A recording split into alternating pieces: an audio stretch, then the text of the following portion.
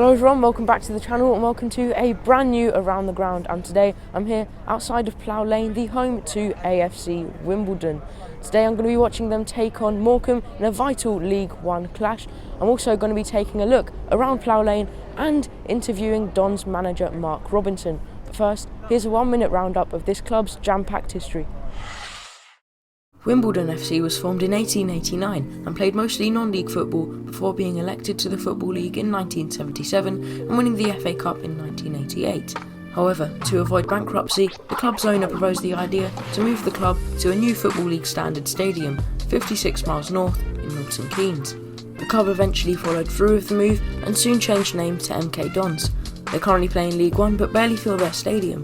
This is because the majority of the club's fans were totally against the move and stayed put in South London, holding multiple protests around the time of the move. So, with no club to support, Wimbledon supporters decided to create their own, and on the 30th of May 2002, AFC Wimbledon was formed. They started off in the Combined Counties League before going on an epic journey, getting promoted 6 times in 13 seasons to get where they are today, League One. Plough Lane is their current home ground, which Wimbledon moved into in 2020 after many years of hard work, gaining permission to build and raising money to afford the ground itself. It seats over 9,000 and has many features, including a club shop and a pub. First of all, we took a look in the club shop.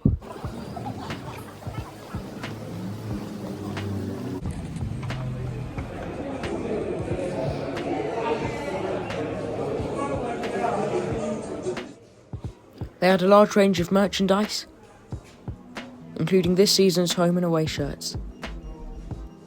Also inside the club shop was a museum. This included the FA Cup won by the club in 1988,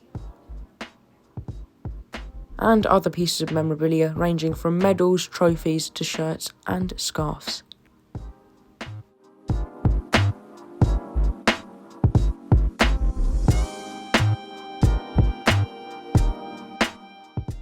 They also had the costume for Wandle the Womble, the club's mascot.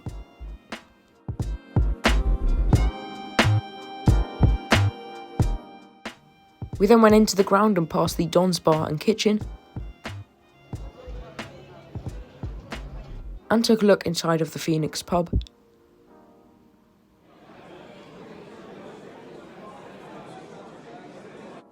What was best though was a range of street food vans selling different dishes from all around the world, and this is where we got our food. As always, we got some food, and I got it from this street food place. I've got a burger with chips, and my dad's got a hot dog, and look at that. That looks incredible. Same with this burger. How's it taste? Fantastic, really good. Fantastic. Out of 10? 10. 10 out of 10. For the price as well, 10 out of 10? 10 out of 10. Incredible.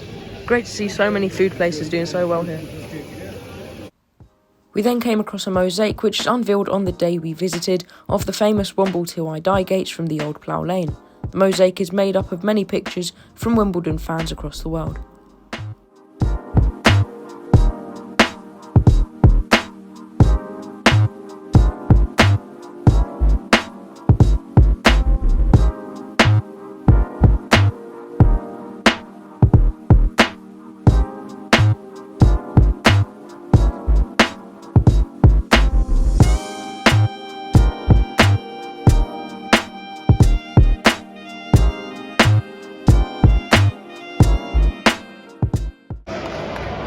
Here come the Morecambe players.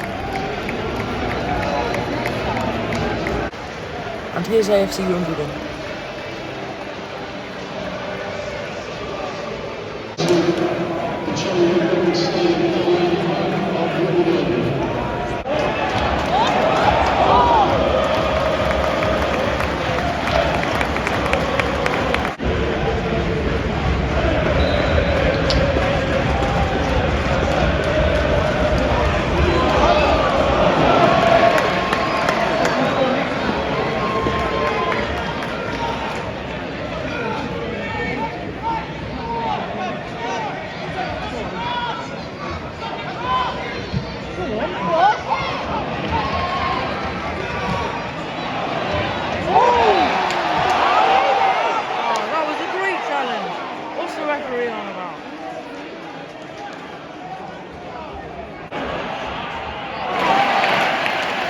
challenge there.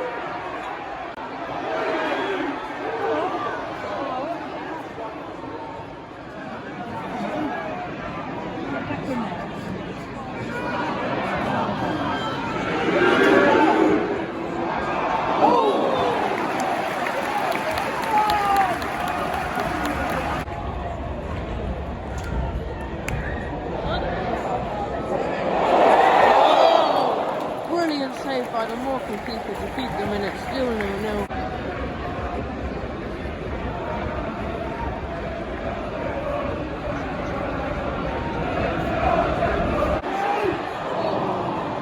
Good block by the Morecambe defender. Wimbledon piling on the pressure now.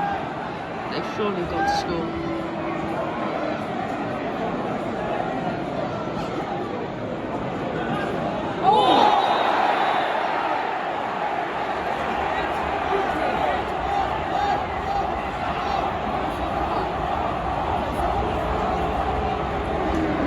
Yellow card. And Wimbledon have got a free kick now in a really good position.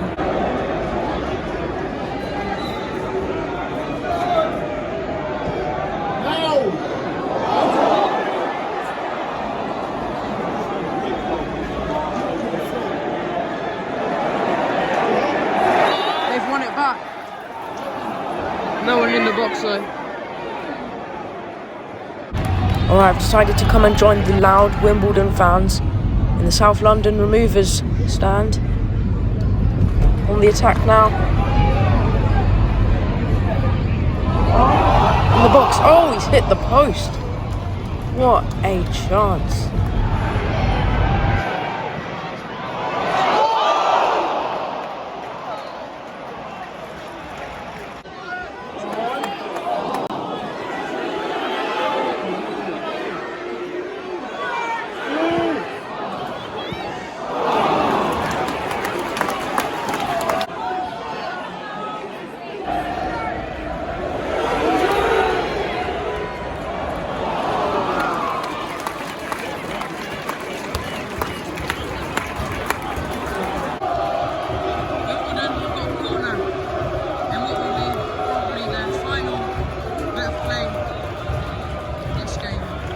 Can they score?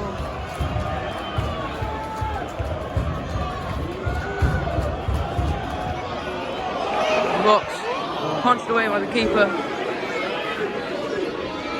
The Dons still have the ball.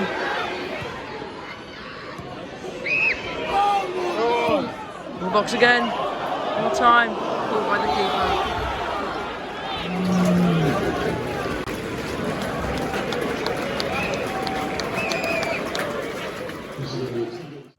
Joining me now is AFC Wimbledon manager Mark Robinson.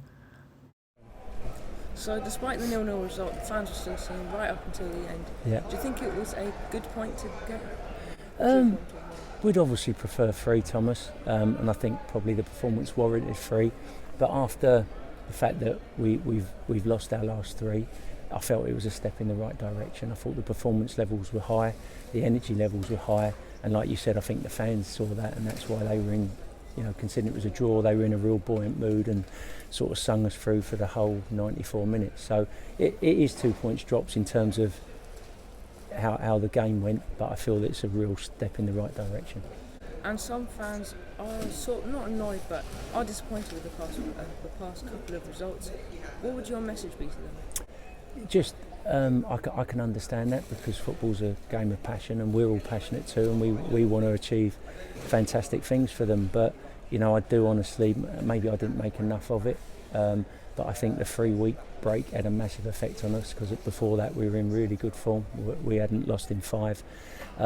So I realise they're disappointed, but hopefully after the Milton Keynes performance, despite the result and having 10 men, and after today, they can see our energy levels are coming back. And all I would say is when they are today, it's just an extra positive force for us, and it helps the lads, because we wasn't in control all the game, and when we wasn't, they still remained positive and kept behind us, and it was great, because we are what we are as a club. We've got very limited resources. We've got the youngest squad in the country, and when we're all in it together, it just gives us that extra advantage.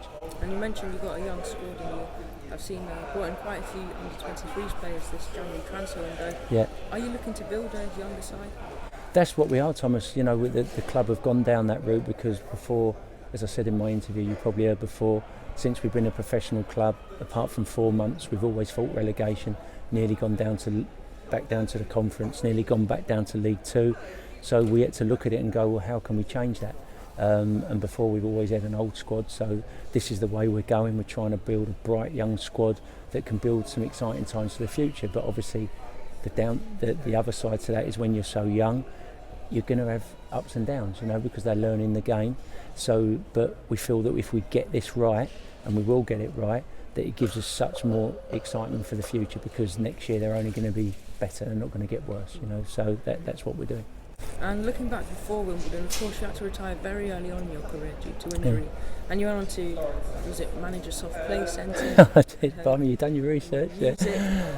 Would you say you picked up any skills outside of football that you're using now as a manager? Loads. Because I worked in, having your own business is really stressful. I borrowed an awful lot of money so I could get back into football, to open my own business, because football was always my passion. I didn't want to be around it for a while when I couldn't play, and I picked up so many skills in my own business when I worked in music, because of the nature of the job I had. I picked up so many different people skills, and I think all your experiences make you the person you are, and those experiences drove me into development when I started the academy here at Wimbledon, especially that experience of what I went through as a young player, and I'm still learning now as a manager, but like the players, I feel that I'm learning every week and I'm improving every week, and but definitely that all those experiences have moulded me, and I just want to get better and be the best I can be as well.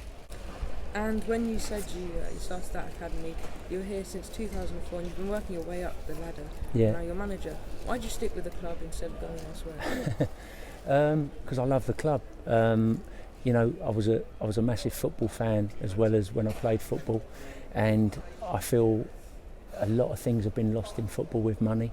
I know you're an Arsenal fan, but I feel sometimes the soul has come out of football because it's all about money. Clubs go bankrupt, and then they just bring in a new owner, and I don't think there's a real fan-player attachment like there used to be in football. So, there's been some frustrating times here and hard times, but the fact that we're fan-owned, and I know a lot of fans here are really incredible people, it's just driven me on to stay here and want to do something really, really special, because I feel that the club's got so much soul and so much purpose behind it, that if we get it right, it is the greatest story in English football. And you might disagree with that being an Arsenal fan, but that's how I feel. It's really, I've been to quite a few friendly clubs in Enfield Town the other day, wasn't it? Yeah. And the sort of relationship between players and fans is great to see, but thank you very much. Pleasure, and lovely to meet you. Well done. Cheers. And that is the end of yet another Around the Ground, and in my eyes, the best one yet. Thank you so much to Lawrence and Chris for sorting out the interview and getting me somehow in the press box. And thank you so much to Mark Robinson, the manager, for agreeing to do the interview. I'll definitely be coming back to this great club, and yes, I do agree with most of the fans here who do say that this is the greatest story in English football. Thank you so much for watching. If you did enjoy, please make sure to like, subscribe, share and comment, and I'll see you in the next one. Bye.